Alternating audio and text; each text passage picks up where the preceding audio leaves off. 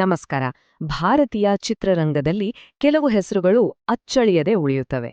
ಅಂತಹ ಒಬ್ಬ ಬಹುಮುಖ ಪ್ರತಿಭೆ ಅಂದ್ರೆ ಅದು ಕಿಚ್ಚ ಸುದೀಪ್. ದಶಕಗಳ ಕಾಲ ಚಿತ್ರರಂಗವನ್ನ ಆಳಿದ ಇವರ ಪಯಣದ ಹಿಂದಿನ ಕಥೆಯನ್ನ ಇವತ್ ನಾವು ಒಟ್ಟಿಗೆ ನೋಡೋಣ. ಬನ್ನಿ ಶುರು ಮಾಡೋಣ. ವೈಶಾಖ್ ಮೀಡಿಯಾ ಯೂಟ್ಯೂಬ್ ಚಾನೆಲ್ಗೆ ಸ್ವಾಗತ. ನೀವು ಇನ್ನ ನಮ್ಮ ಚಾನೆಲ್ನ ಸಬ್ಸ್ಕ್ರೈಬ್ ಮಾಡಿಲ್ಲ ಅಂದ್ರೆ ಈ ಕೂಡಲೇ ಸಬ್ಸ್ಕ್ರೈಬ್ ಮಾಡಿ ಹಾಗೂ ಪಕ್ಕದ ಬೆಲ್ ಐಕಾನ್ ಕ್ಲಿಕ್ ಮಾಡೋದನ್ನ ಮರಿಬೇಡಿ. ಮೊದಲನೇ ಪ್ರಶ್ನೆನೇ ಸ್ವಲ್ಪ ಗೊಂದಲ ಅಲ್ವಾ? ಸುದೀಪ್ ಅಂದ್ರೆ ಯಾರು? ಒಬ್ಬ ನಟನ, ನಿರ್ದೇಶಕನ, ಟಿವಿ ನಿರೂಪಕನ ಅಥವಾ ಕ್ರಿಕೆಟ್ ತಂಡದ ಕ್ಯಾಪ್ಟನ? ಸತ್ಯ ಏನು ಗೊತ್ತಾ? ಅವರು ಇವೆಲ್ಲವೂ ಹೌದು, ಅದಕ್ಕಿಂತನೂ ಹೆಚ್ಚು.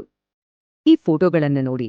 ಒಂದ್ ಕಡೆ ಆಕ್ಷನ್ ಹೀರೋ ಆಗಿ ಒಂಥರ ರಗೆಡ್ ಲುಕ್, ಇನ್ನೊಂದ್ ಕಡೆ ಅಷ್ಟೇ ಸಂಭಾವಿತ ಒಬ್ಬ ಬುದ್ಧಿಜೀವಿ ತರ ಕಾಣ್ತಾರೆ. ಒಬ್ನೇ ವ್ಯಕ್ತಿ ಇಷ್ಟೊಂದು ವಿಭಿನ್ನವಾಗಿ ಕಾಣಿಸ್ಕೊಳ್ಳಕ್ ಸಾಧ್ಯನಾ? ಹೌದು, ಇದೇ ಅವರ ಸ್ಪೆಷಾಲಿಟಿ.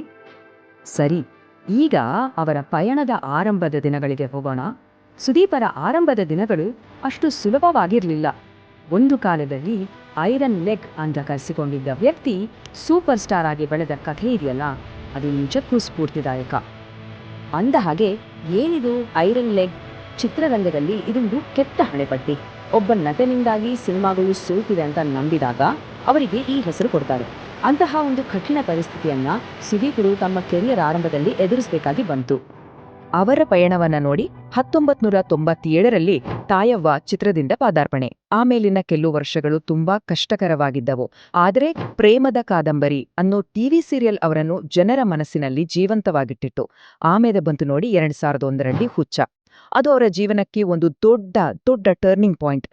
ಆ ಟರ್ನಿಂಗ್ ಪಾಯಿಂಟ್ ಎಂಥ ಪವರ್ಫುಲ್ ಆಗಿತ್ತು ಅಂದ್ರೆ 2001, 2002, 2003 ಹುಚ್ಚ, ನಂದಿ ಮತ್ತು ಸ್ವಾತಿಮುತ್ತು, ಈ 3 ಸಿನಿಮಾಗಳಿಗಾಗಿ ಸತತವಾಗಿ 3 ಬಾರಿ ಅತ್ಯುತ್ತಮ ನಟ ಫಿಲ್ಮ್ಫೇರ್ ಪ್ರಶಸ್ತಿ. ಇದೊಂದು ಹ್ಯಾಟ್ರಿಕ್ ಸಾಧನೆ. ಕನ್ನಡ ಚಿತ್ರರಂಗದಲ್ಲಿ ಇದು ಸಾಮಾನ್ಯವಾದ ಮಾತಲ್ಲ.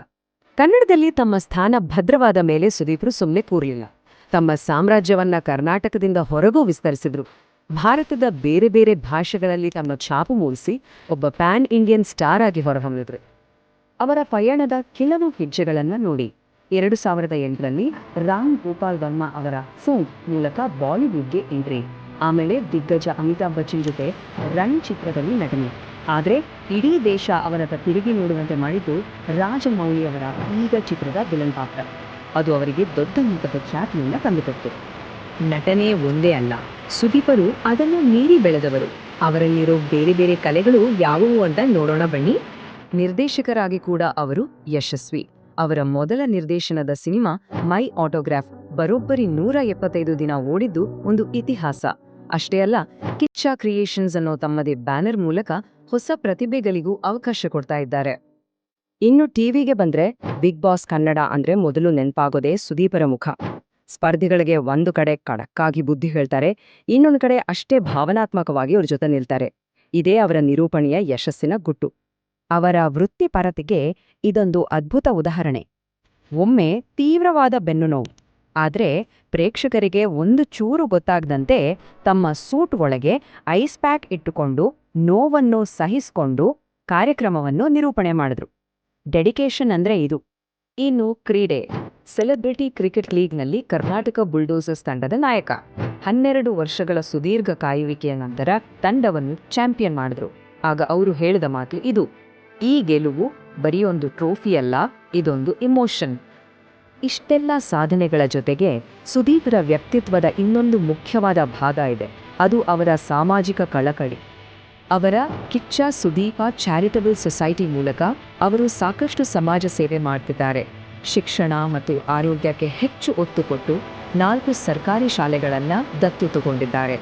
ಅಷ್ಟೇ ಅಲ್ಲ, ಕೋವಿಡ್ನಂತಹ ಕಷ್ಟದ ಸಮಯದಲ್ಲಿ ಚಿತ್ರರಂಗದ ಕಾರ್ಮಿಕರ ಬೆನ್ನಿಗೆ ನಿಂತಿದ್ರು. ಇದು ಅವರ ವ್ಯಕ್ತಿತ್ವಕ್ಕೆ ಹಿಡಿದ ಕನ್ನಡಿ. ತಮಗೆ ಬಂದ ರಾಜ್ಯ ಪ್ರಶಸ್ತಿಯನ್ನು ವಿನಯದಿಂದ ನಿರಾಕರಿಸಿ ಇನ್ನು ಮುಂದೆ ಈ ಪ್ರಶಸ್ತಿ ಯುವಕರಿಗೆ ಸಿಗಲಿ, ಅವರಿಗೂ ಪ್ರೋತ್ಸಾಹ ಬೇಕು ಅಂತ ಹೇಳಿದ್ದು ಅವರ ದೊಡ್ಡತನವನ್ನು ತೋರಿಸುತ್ತೆ. ಸರಿ, ಇಷ್ಟೆಲ್ಲ ಸಾಧಿಸಿದ್ದಾರೆ. ಹಾಗಾದ್ರೆ ಅವರ ಮುಂದಿನ ದಾರಿ ಏನು? ಅವರ ಈ ಪರಂಪರೆ ಹೇಗೆ ಮುಂದುವರಿಯುತ್ತೆ? ನೋಡೋಣ ಬನ್ನಿ. ಅವರ ಇತ್ತೀಚಿನ ಸಿನಿಮಾ ಮಾರ್ಕ್ ಕೂಡ ಯಶಸ್ವಿಯಾಗಿದೆ. ಮುಂದೆ ಬಿಲ್ಲರಂಗ ಭಾಷಾ ಅನ್ನೋ ಒಂದು ದೊಡ್ಡ ಫ್ಯಾಂಟಸಿ ಚಿತ್ರ ಬರ್ತಾ ಇದೆ. ಅಷ್ಟೇ ಅಲ್ಲ, ಯಾವಾಗ್ಲೂ ಆಕ್ಷನ್ ಮಾಡೋರು ಈಗ ಒಂದು ರೊಮ್ಯಾಂಟಿಕ್ ಕಾಮಿಡಿ ಚಿತ್ರದಲ್ಲೂ ನಟಿಸ್ತಾ ಇದ್ದಾರೆ. ಅಂದೇ ಪ್ರಯೋಗಗಳಿಗೆ ಅವರು ಸದಾ ಸಿದ್ಧ. ಕೊನೆಯದಾಗಿ ಒಂದು ಪ್ರಶ್ನೆ. ನಟನೆ, ನಿರ್ದೇಶನ, ನಿರೂಪಣೆ, ಕ್ರೀಡೆ, ಸಮಾಜ ಸೇವೆ ಹೀಗೆ ಕಾಲಿಟ್ಟ ಪ್ರತಿಯೊಂದು ಕ್ಷೇತ್ರದಲ್ಲೂ ಗೆದ್ದಿರೋ ಈ ಐಕಾನ್ ಮುಂದೆ ಏರ್ಲಿರೋ ಹೊಸ ಶಿಖರ ಯಾವುದು? ಬಹುಶಃ ಆ ಶಿಖರವನ್ನು ಅವರೇ ಸೃಷ್ಟಿಸಬೇಕೇನೆ. ಈ ಯೋಚನೆಯೊಂದಿಗೆ ಇವತ್ತಿನ ಈ ವಿಶ್ಲೇಷಣೆ